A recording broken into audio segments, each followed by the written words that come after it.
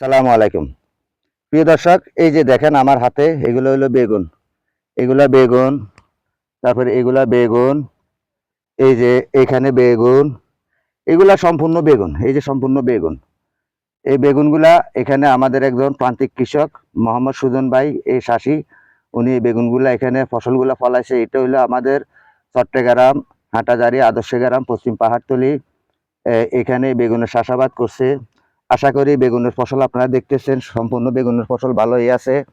এই যে দেখেন বেগুন, থোকা থোকা বেগুন আসছে, কিন্তু একটাই দুঃখের বিষয়, এখন বেগুনের কোনো এই মূল্য পাওয়া যাইতেছে না। কারণ এখন শীতকালীনের কারণে এখন পর্যাপ্ত পরিমাণের এই সবজি বাজারে আছে।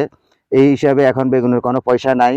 তারপরে দিয়েও পয়সা না থাকলেও বেগুনের এই চাহিদা আছে মোটামুটি। এই যে বেগুন দেখছেন, এইভাবে বেগুন, এইগুলো বেগুন, সম্পূর্ণ বেগুন। তাই আপনাদের প্রতিও আমি আহ্বান জানাচ্ছি, আপনারা এই হিসাবে চাষাবাদ করেন। চাষাবাদ করলে চাষাবাদের মাধ্যমে আপনার ভাগ্য পরিবর্তন হয়ে যেতে পারে। আর আমার সুজন মাঝি ভাইয়ের জন্য আপনারা সবাই দোয়া করবেন। উনি যেন আরো নিত্য নতুন ভাবে আপনাদেরকে কৃষি দেখাইতে পারে। উনি যেন কৃষিতে আরো সাফল্য হয়, আপনাদের সামনে যেন এই হিসেবে যেন ফসল দেখাইতে পারে, সেই দোয়া সুজন মাঝির জন্য আপনারা অবশ্যই করবেন। আর আমাদের এই জনবহুল বাংলাদেশে কিভাবে আমরা কৃষি ক্ষেত্রে উঠিয়ে যেতে পারি, কিভাবে কৃষিগুলা গড়ে তুলতে পারি, অবশ্যই আমাদেরকে সেই চেষ্টা করতে হবে। আমাদেরকে অন্যের পাশে জায়গায় দাঁড়াইতে হবে, দাঁড়াইয়া তাদেরকে আমাদেরকে বুঝাইতে হবে যে আপনারা এই হিসাবে চাষাবাদ করেন, তাহলে আমাদের বাজারের দাম কমে যাবে।